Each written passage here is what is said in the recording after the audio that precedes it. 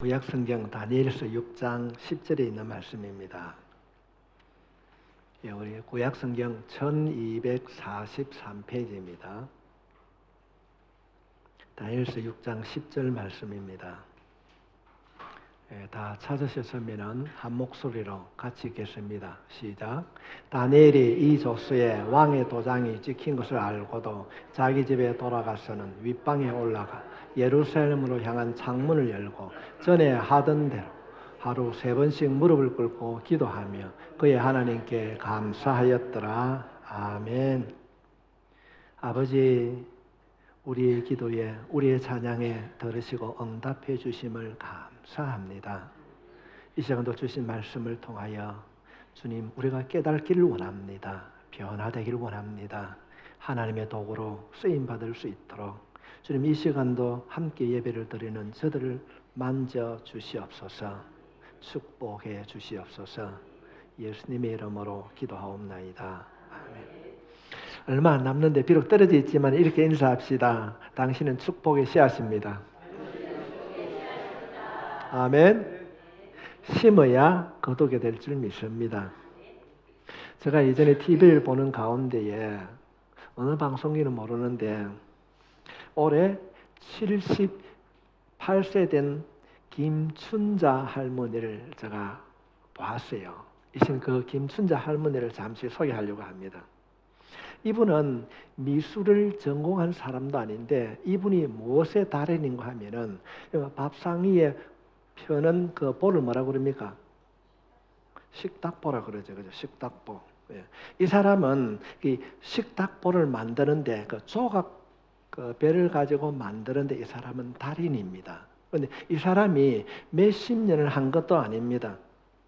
약 정확하게 말하면 약 한 12년 정도 되었는데 그분이 17년 전에 자신이 이웃에 사는 여자들에게 빚 보증을 줘가지고 남편이 공무원 생활을 했는데 그 직장도 못 다니게 되고 다 재산을 탕정했습니다. 그래서 그분이 얼마나 마음이 괴로웠겠습니까? 내가 죽어야 되겠다. 그런 생각을 수없이 많이 했습니다. 근데 한순간에 그분이 죽으려고 어디를 갔다가 아니다. 내가 그래도 살아야지. 내 아이들이 있는데. 그래서 그분이 그 죽음을 선택하지 않고 그 산에서 내려오는데 어떤 아주머니가 쟁반을 들고 가는데 식당에서 쓰는 뭡니까 그거? 하여튼 그 썰은 보자기를 덮였는데 거기에 그 사람 보기에 이뻐 보였어요. 아름다워 보였어요. 그래, 내가 할 수 있는 것에 그래 그 조각보를 내가 만들어야 되겠다. 그래서 생각해가지고 이분이 미술을 전공한 사람이 아닙니다. 중학교를 나온 사람도 아닙니다. 그저 평범한 가정주부 할머니에 불과합니다. 그때부터 그 사람이 뭔가 내가 하고 살아야 되겠다. 죽을 것인가 살아야 될 것인가 그런 결단의 순간에 해야 되겠다고 결단하고 만든 것이 조각보입니다. 그 사람이 지금 우리 한국에 조각보 만드는데 달인이고 명인이 되어 있습니다. 성도 여러분 그런 때가 없습니까?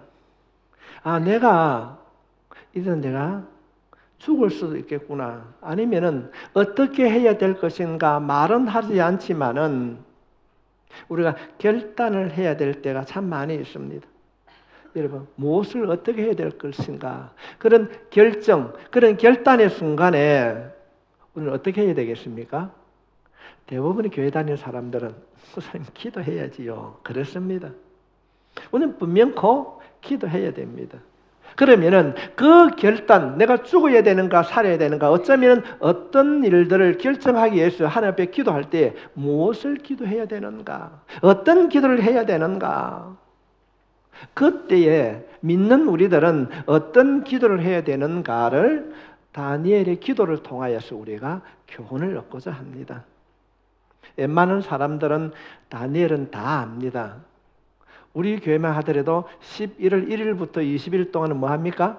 다니엘 기도를 합니다. 그러면 이 다니엘 기도를 왜 다니엘 요셉의 기도를 하지 않고 다윗의 기도를 하지 않고 왜 다니엘 기도라고 하는가? 그 다니엘 기도의 특징이 무엇인가? 오늘 말씀을 통해서 살펴보고 우리들도 이 시대에 기도에 승리하는 자, 기도에 응답받는 자 될 수 있기를 주님으로 축복합니다. 앞뒤 저희 얼굴 한번 보십시오. 어떻습니까? 응답받을 얼굴 같습니까? 할렐루야. 제가 오늘 오후에 찬양할 때에 우리 집사님들이 찬양하는 모습에 우리가 그동안에 코로나 이것 때문에 찬양을 하지 못했는데 은혜가 되지, 그지요? 왜? 기쁜 거예요. 참 좋았어요, 찬양을. 이 다니엘을 왜 다니엘 기도회라고 하는가? 다니엘 기도 유명한가? 지금 바벨론, 북이스라엘과 남쪽 유다를 북이스라엘이 아수르에 멸망하고 남쪽 유다가 바벨론에 멸망합니다. 이 아수르와 바벨론을 함께 멸망시킨 왕이 누구 하면 페르시아 왕입니다. 이 페르시아 다리오 왕 때에 일어난 일들입니다. 그때 당시 중동의 가장 강한 나라 바벨론을 멸망시킨 이 페르시아 왕. 그때에 이 페르시아 왕이 새로운 강대국이 되어서 국가를 갖다가 조직을 정비하는데 자기가 통치하는 그 나라에 이 다리오 왕이 120개 도로 나눕니다. 지방을 나눕니다. 120개를 나누고 난 이후에 그 120개를 다스리는 3명의 총리를 두게 됩니다. 그 3명의 총리 가운데 가장 수석 총리가 왕으로부터 신임받는 총리가 누구 하면은 바로 다니엘이었습니다. 우리가 살펴보게 되면은 다니엘은 그렇게 다리오 왕의 신임을 받을 수 없는 자입니다. 다니엘은 페르시아 바사죠. 페르시아 본토 사람이 아닙니다. 그는 남쪽 유다 사람인데 남쪽 유다, 바벨론이 남쪽 유다를 침공한 때에 이 다니엘을 포로로 잡혀갔어요. 포로로 잡혀가가지고 바벨론에서 그가 총리로 있었습니다. 그런데 이 바벨론이 페르시아에게 망합니다. 점령을 당합니다. 그런데 그가 다시 이 바벨론에서도 총리가 되고 페르시아에서도 총리가 되었습니다. 그래서 우리가 그렇지 않습니까? 정권이 바뀌면은 다 바뀝니다. 그것도 정권이 바뀐 것이 아니고 나라가 바뀌었어요. 그런데도 이 다니엘은 총리가 되어 있었습니다. 그러니까 자신을 돌아보는 많은 정치적인 적들이 이 다니엘을 시기하고 질투합니다. 수단과 방법을 가르지 않냐고 이 다니엘을 모함하고 끌어내려고 합니다. 그런데 성경 말씀에 보면은 이 다니엘이 어떤 행동을 하는가? 다니엘서 6장 4절 말씀에 보면은 이에 총리들과 고관들이 국사에 대하여 다니엘을 고발할 근거를 찾고자 하였으나 아무 근거도 아무 허물도 찾지 못하였더라. 이 다니엘이 이런 정치를 하고 있었습니다. 얼마나 정직하고 강직한지 털고 우리 말하면 먼지 털어서 먼지 안 나는 사람이 있느냐. 그런데도 그렇게 흠이 없었습니다. 그래서 정치적으로 이 적들이 뭐라고 하면은 이 다니엘의 습관을 통하여서 그를 흠으로 떨으려고 합니다. 이 다니엘 습관이 뭔가 하면은 언제나 하루에 3번씩 예루살렘을 향하여서 창문을 열어놓고, 왜냐하면 창문을 열어야 예루살렘에 향하기 때문에 그가 기도했습니다. 이 다니엘이 기도하는 것들 모든 사람이 다 알고 있었습니다. 이 사실을 가지고 정치적으로 적들이 다니엘을 무너뜨리려고 합니다. 하루는 이 정치적으로 적들이 다리오 왕에게 찾아가서 이런 얘기가 됩니다. 왕이요, 당신의 왕권을 경고하기 위하여서 30일 동안, 한시적입니다. 30일 동안 당신 외에 다른 사람에게 기도하는 자들은 처벌을 해야 됩니다. 그래야 당신의 왕국이 든든히 서갈 수 있습니다. 그래서 이 다리오 왕의 왕권을 경고하기 위하여서 그런 법을 만들어 달라고 그렇게 합니다. 이 다리오 왕이 들으니까 그 괜찮은 법이네, 그렇게 하자 그럽니다. 자, 이때에 이 다니엘은 선택을 해야 됩니다. 계속적으로 이전처럼 기도를 할 것인가, 아니면은 30일 동안이니까 30일 동안은 기도를 안 하고 30이 지나서 할 것인가?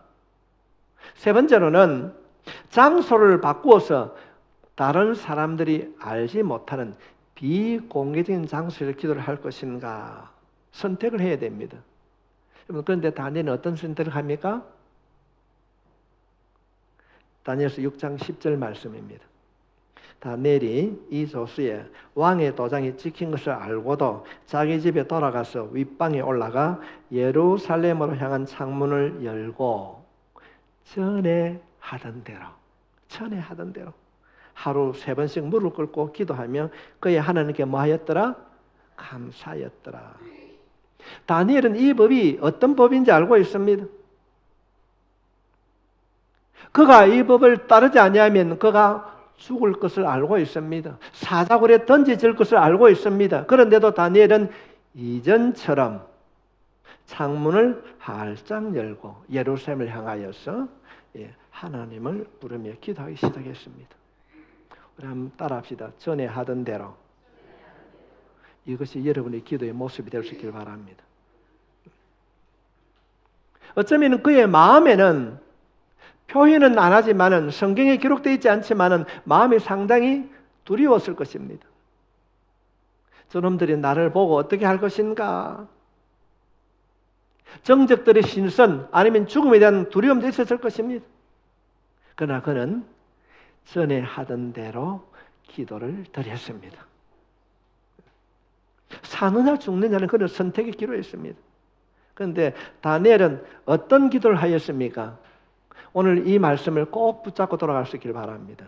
우리가 다니엘 20일 기도를 하는데 무슨 기도해야 됩니까? 남편, 자녀, 사업? 그거 기도해야 됩니까?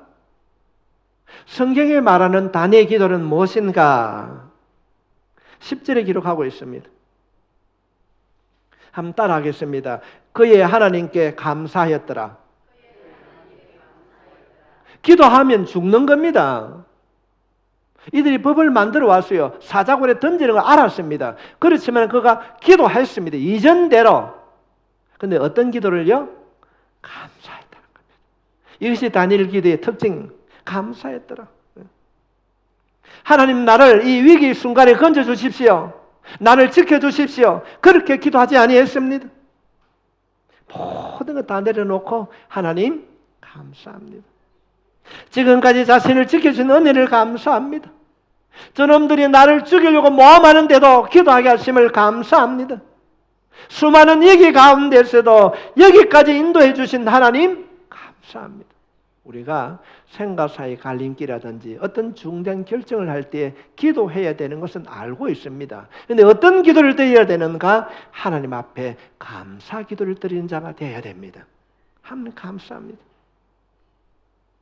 가장 절박한 상황에서 다니엘이 드렸던 이 감사의 기도를 통하여서 주님께서는 오늘 살아는 우리들에게 어떤 말씀을 교훈하고 있습니까? 너도 다니엘처럼 죽을 것인가 살 것인가 그 위기의 순간에도 자신의 필요를 구하는 것이 아니라 하나님 앞에 감사의 기도를 드려라. 그러면 다니엘을 살려주셨던 것처럼 너의 삶도 하나님께서 만져주시고 회복시켜 주실 것이다.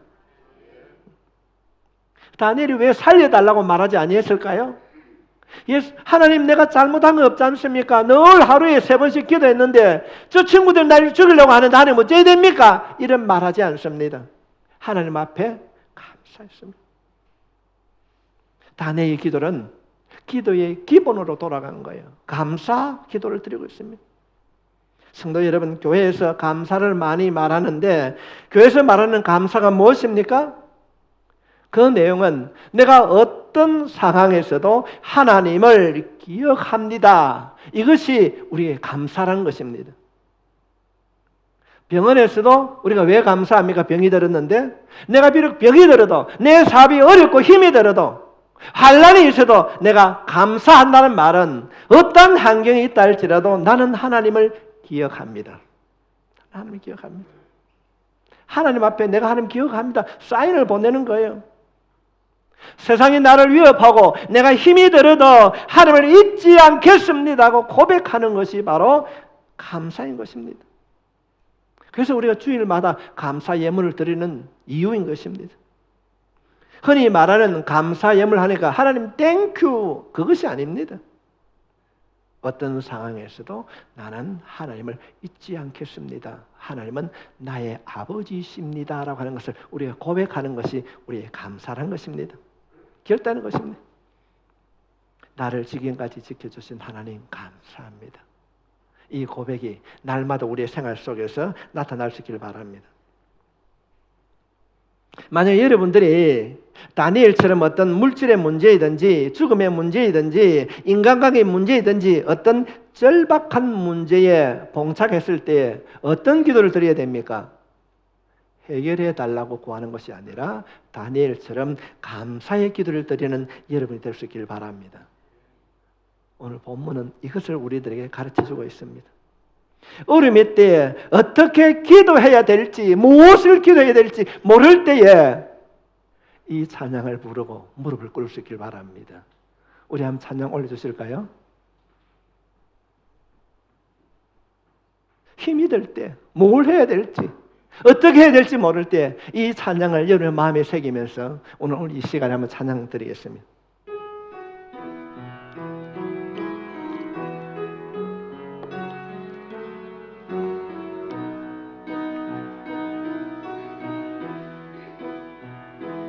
날마다 순간마다 내 앞에 어려운 일 보내 주님 앞에 몸 맡길 때 슬픔 없네 두려움 없네 주님의 외로운 손길 항상 좋은 것 주시도다 사랑스레 아픔과 기쁨은 수고와 평화와 안식은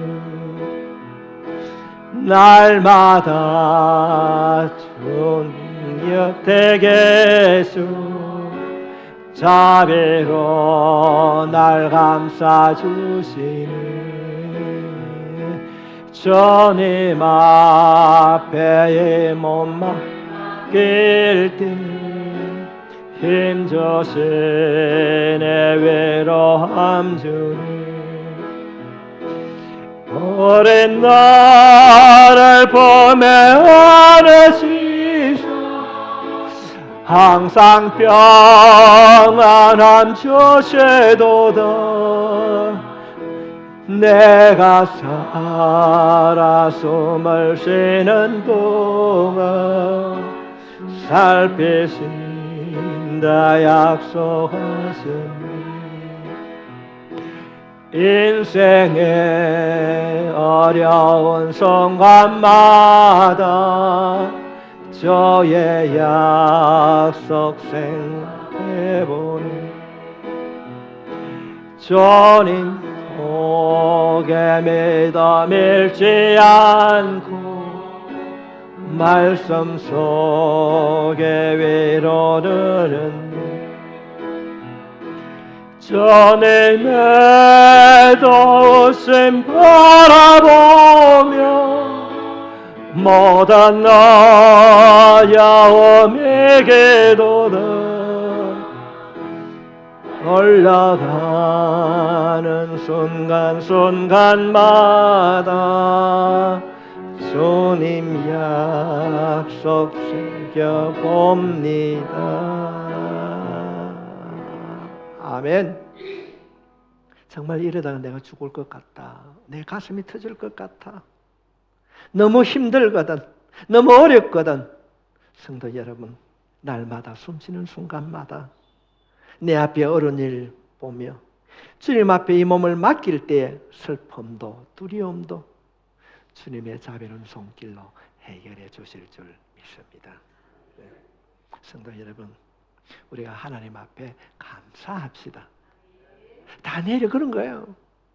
하나님, 저놈들이 나를 죽이려고 합니다. 그렇게 말하지 않았습니다. 이유를 묻지 않았습니다. 하나님 감사합니다. 여러분이 이 시대의 다니엘처럼 감사하는 기도꾼이 될 때에 하나님께서 여러분의 인생을 도와주실 줄 믿습니다. 우리가 감사의 기도를 한다는 것은 결단하는 것입니다. 원망의 기도를 할 수도 있고 살려달라고 아우성 칠 수도 있습니다.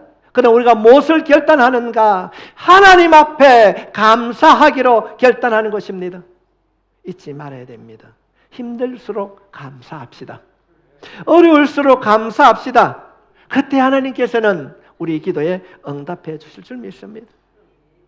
그를 시기 질투하는 정적들이 기도하는 다니엘을 바로 고발합니다. 그럴 때 우리가 성경을 살펴보게 되면 이 다리오 왕이 아차, 내가 잘못했구나. 성경을 살펴보게 되면 다리오 왕은 이 다니엘을 너무 신뢰했습니다. 처음에는 신하들의 말을 듣고 자신을 위한 법인 줄 알고 살펴보지도 않고 도장을 꾹 찔렀습니다. 아, 내가 잘못했구나.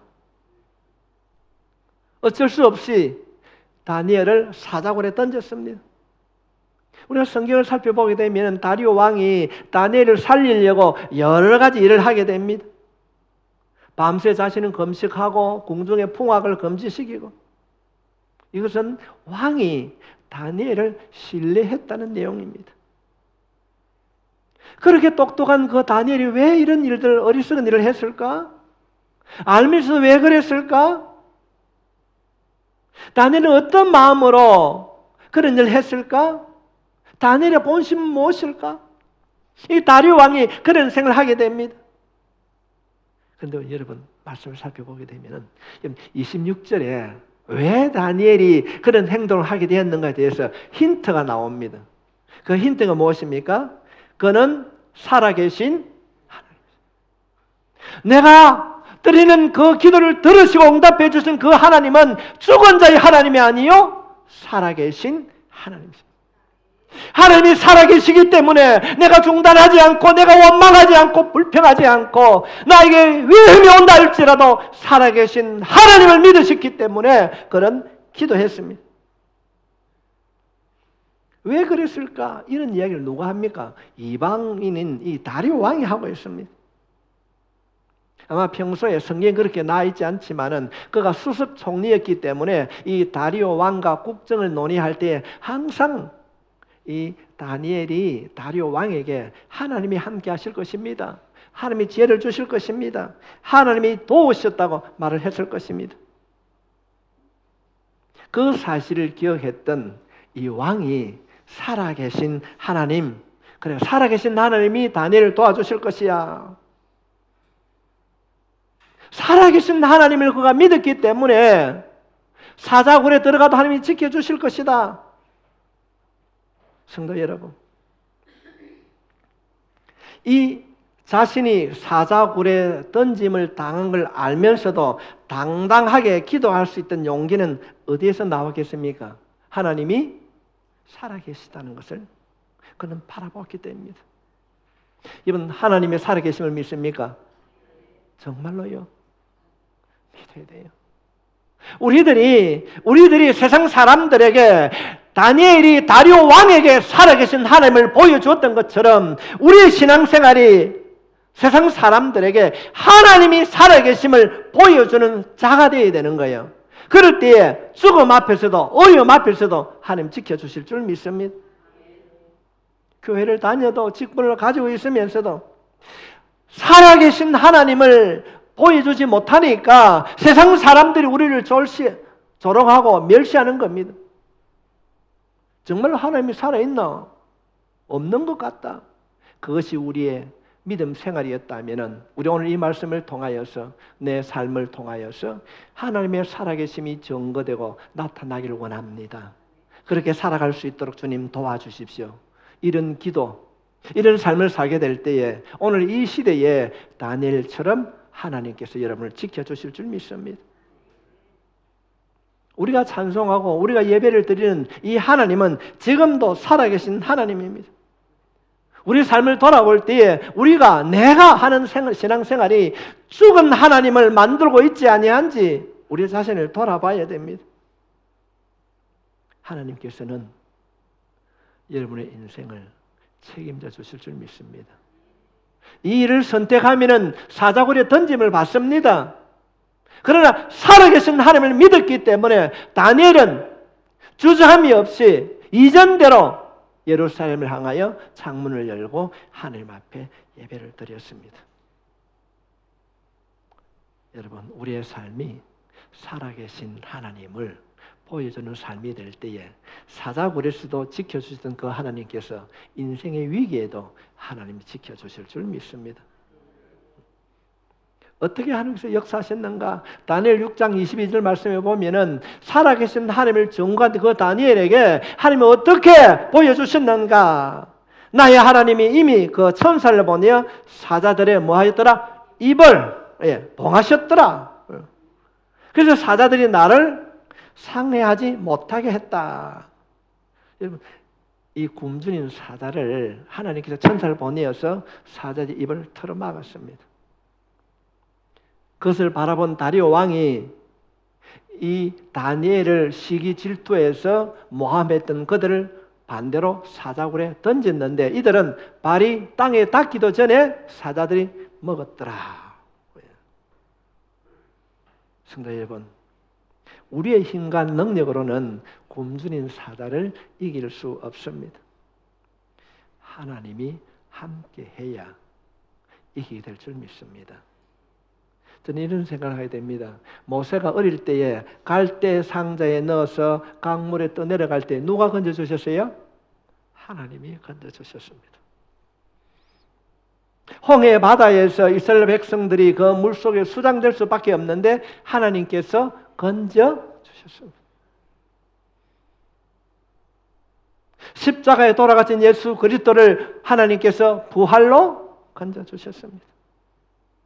성도 여러분, 여러분의 가정이나 직장이나 여러분의 생활 속에 하나님께서 문제를 해결해 주시는 이 건져줌의 은혜가 임하기를 예수님의 이름으로 축원합니다. 우리가 건져줌의 은혜를 경험하게 될 때에 진짜 오늘 이 시대에 다니엘이 되는 것입니다. 다니엘의 기도의 특징이 뭐라고요? 감사는.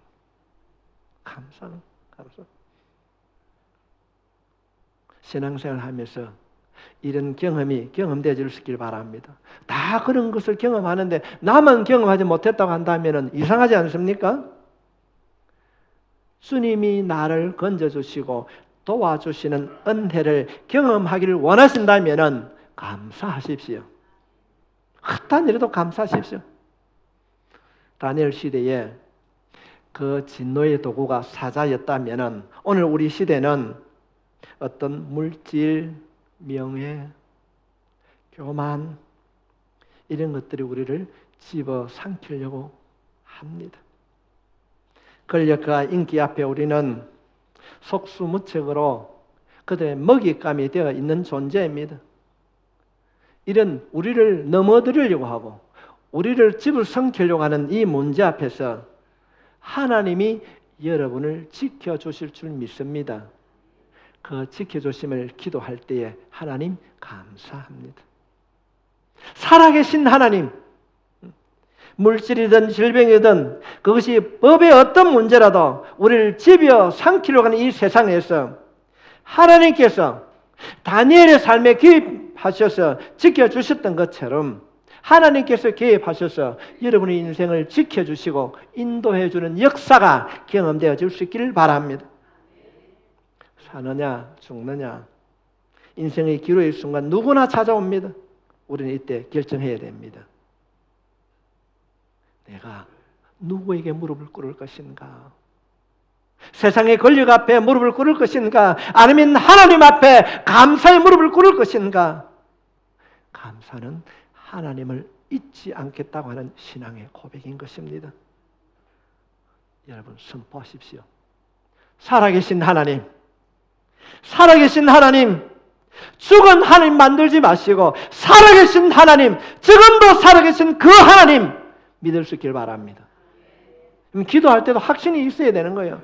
하나님은 보고도 계시고 듣고도 계십니다. 살아계신 하나님이시기 때문에 하나님께서 나를 인도해 주실 것이다. 사자굴에서 다니엘을 지켜주시던 것처럼 내 삶에도 하나님께서 지켜주실 것이다. 홍해로 건져주시는 주님, 갈대의 상자를 통해서 건져주시는 주님, 센 물을 단물로 변화시키는 주님, 그 능력의 주님, 살아계신 그 주님 감사합니다. 나의 주인 되심을 감사합니다. 이런 믿음으로 우리가 간구할 때에 여러분의 인생에도 사자 같은 그 굶주림이 한래는 온다 할지라도 하나님께서 천사를 보내어서 미리 그 입을 털어 막아 주실 줄 믿습니다. 살아계신 하나님, 그 하나님 앞에 감사하며 살아가는 우리 모두가 될 수 있기를 바랍니다. 우리 이 찬양이 우리의 고백이 될 수 있기를 바랍니다.